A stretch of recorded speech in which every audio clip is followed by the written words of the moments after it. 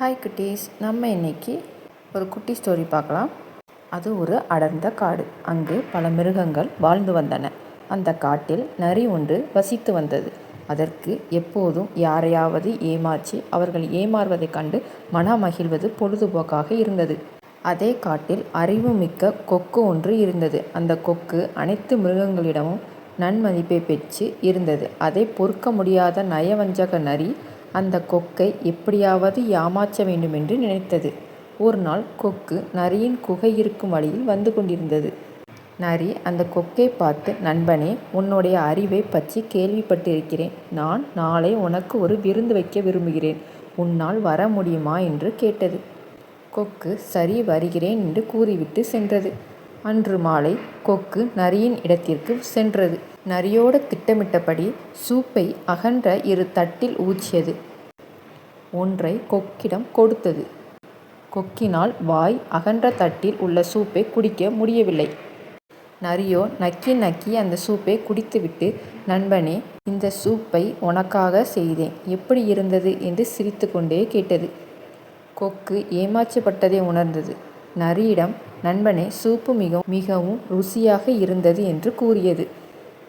கொக்கு நரியிடம், இரவு நேரம் ஆகப் போகிறது, நான் செல்ல வேண்டுமென்று கூறியது. செல்லும் முன், இன்று நீ எனக்கு விருந்து வைத்தாய். பதிலுக்கு நான் நாளைக்கு உனக்கு விருந்து வைக்கலாம் என்று நினைக்கிறேன். உன்னால் வர முடியுமா என்று கேட்டது. நரியும் வர சம்மதம் தெரிவித்தது. நரியோ கொக்கை ஏமாற்றி விட்டேன் என்ற கர்வத்துடன் சந்தோஷமாக உறங்க சென்றது. கொக்கு பசியுடன் வருத்தத்துடனும் பறந்து சென்றது.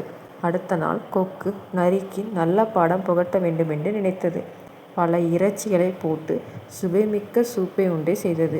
அதன் வாசனை அந்த காடு முழுதும் பரவியது. அன்று மாலை நரி கொக்கின் வீட்டுக்கு சென்றது. கொக்கு நரி வந்தவுடன் அந்த சுவைமிக்க சூப்பை சிறிய துளை கொண்ட 2 குவளையில் ஊற்றியது. அந்த சூப்பின் வாசனை முகர்ந்தவுடன் நரிக்கு வாயில் எச்சி ஊறியது. இன்றைக்கு நல்ல வேட்டை என்று நரி நினைத்தது. கொக்கு குவளையை நரியிடம் கொடுத்தது. கொக்கு தன் வாயை குவளையில் நுழைத்து சூப்பை ருசித்தது. நரியினால் துளை சிறியதாக இருப்பதால் குடிக்க முடியவில்லை.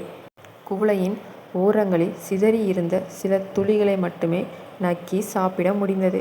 கொக்கு நரியை பார்த்து, சூப்பு எப்படி இருந்தது என்று கேட்டது. நரியும், மிகவும் அருமை, இது போன்று ஒரு சூப்பை நான் குடித்ததே இல்லை என்று பொய் சொல்லியது. அப்போதுதான் நரி ஏமாற்றப்பட்டதை உணர்ந்தது. நரி கொக்கிடம் விருந்துக்கு நன்றி என்று கூறிவிட்டு வருத்தத்துடன் சென்றது. அப்போதுதான் நரி நாம் மற்றவர்களை ஏமாற்றும் போதும் அவர்கள் எவ்வாறு வருத்தப்பட்டு இருப்பார்கள் என்று உணர்ந்தது. அன்று முதல் திருந்திய நரி பிறகு யாரையும் ஏமாற்றுவதில்லை. தேங்க்யூ குட்டீஸ், பாய்.